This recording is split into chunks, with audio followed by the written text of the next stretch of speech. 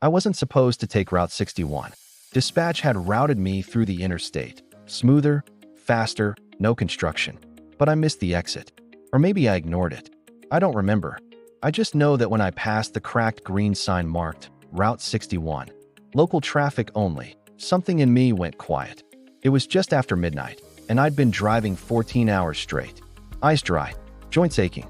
A full trailer behind me, stacked with industrial parts bound for St. Louis. Nothing interesting. The rain had started up again, soft, persistent, like someone whispering against the glass. Wipers ticked back and forth. The radio had gone fuzzy miles back, so I turned it off. That left only the engine hum and the faint creak of the wheel beneath my hands. I hadn't been on Route 61 in over a decade. Not since.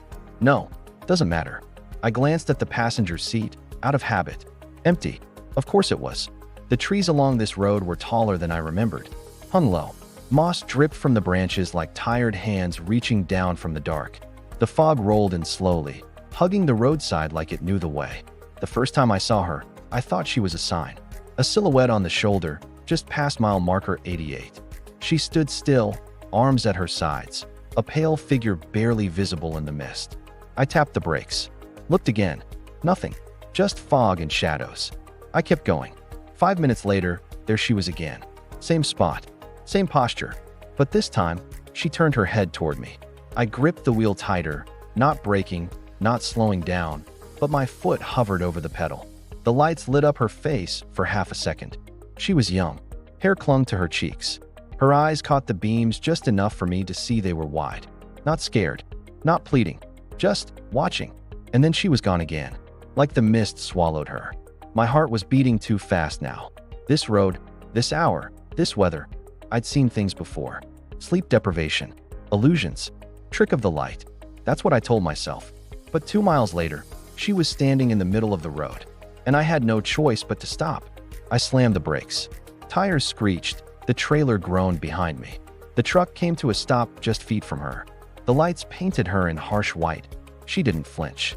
Just stood there, soaking wet, her eyes fixed on me. I rolled down the window a crack. Rain pelted my arm. "You all right?" I called out. She didn't answer. Didn't move. Her clothes were soaked through, clinging to her frame. She wore a faded gray hoodie and jeans. No shoes. I reached for the handle. Stopped. Everything in my chest said don't. But I opened the door. "You need a ride?" She nodded once. I leaned out and gestured toward the passenger side. She moved without a word, climbed up, and closed the door softly behind her. For a long time, we didn't speak. I looked over. She was staring ahead, hands in her lap. Water dripped from her sleeves. "You been out here long?" She didn't answer. "I'm heading towards St. Louis. Can drop you at the next station if you want." Still silence. Then, finally, she spoke. Soft, hoarse, like she hadn't used her voice in days. "Route 61 doesn't end." I frowned. "What?" She turned toward me. Her eyes were empty. Not dead, just emptied. "You don't remember me," she said. My stomach dropped. "Should I?" She didn't answer. I pressed the accelerator. The truck rolled forward. The mist thickened. "Have we met?" I asked. She just looked away. We passed mile marker 88 again. Then again. 3 times. Identical. I leaned forward to look at the GPS. Still frozen. The same dot on the same curve. "You said Route 61 doesn't end?" She nodded.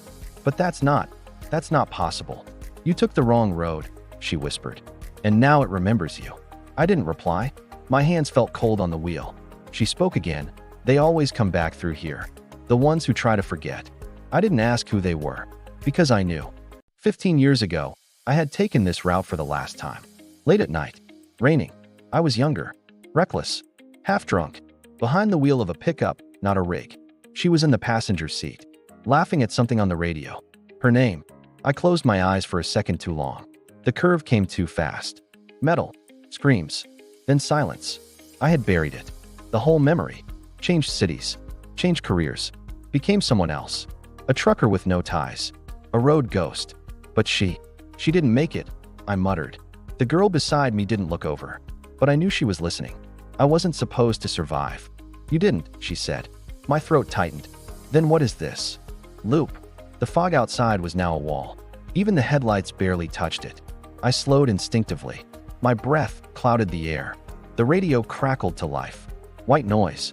Then a voice, faint, distant, and all too familiar. "Dean, you there?" I froze. My name hadn't passed a stranger's lips in years. "Who was that?" I whispered. The girl turned to me, calmly. "Listen," the voice continued. "Broken. Scattered. I'm still in the car. Dean, I can't move. Static. I don't want to die alone." I reached for the knob and shut it off. Silence. "You were supposed to stop," the girl said. "But you ran." I didn't mean to. No one ever does. We passed the same abandoned diner for the third time. Its sign flickered, open 24 hours, but no lights inside. No cars. Just the outline of someone sitting in a booth. Always the same booth. "Why are you here?" I asked. "To remind you." I swallowed hard. "Am I dead?" She turned slowly. "Would that be better?" "I don't know. You've been driving this road for years. Over and over. You just don't remember." But she does. I looked ahead. There, in the fog, another figure stood on the road. Soaked hoodie. No shoes. Same girl. Another version of her. Then another, behind the first. Then more. Dozens of them. All watching. Each one holding the same expression. Empty. Waiting. "I don't want this anymore," I whispered. "I want off. You know what you have to do." She reached into her pocket. Pulled out a single, rusted key. I recognized it. The pickup. The one I drove that night. "You left her behind," she said.